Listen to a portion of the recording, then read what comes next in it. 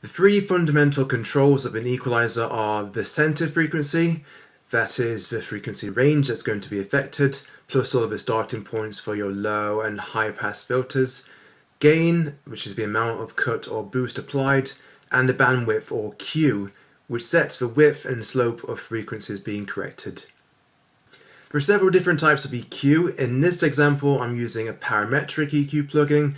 This is the most versatile type as it gives full control over frequency, bandwidth, and the amount to be cut and boosted during this session.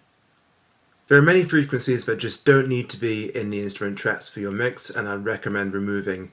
Add a high pass filter to every instrument, including the vocals, to just get rid of any subsonic sounds that could affect the frequencies for any other instruments. A good rule of thumb is to move the filter up the spectrum until you start to hear the vocal or instrument change, and then just back off again. Use your parametric bands to remove any unwanted frequencies, so any horrible tones or resonances that just need to be cut. And here I'm using the gain pot to just raise the frequency at around about 324,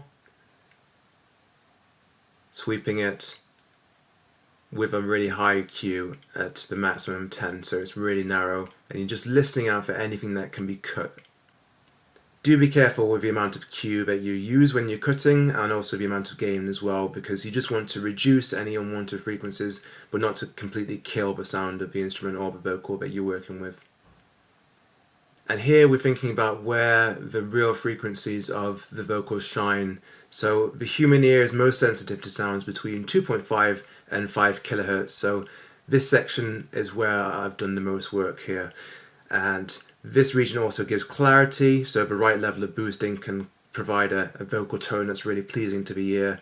But we also need to be careful about sibilance here. And I've used a tool called Sibilance by Waves, which for me, it gives an unmatched level of control over the extent to which these harsh sounds are filtered out. So you can add this to your vocal bus chain that encompasses all of your vocals to just make sure that they have the exact same treatment.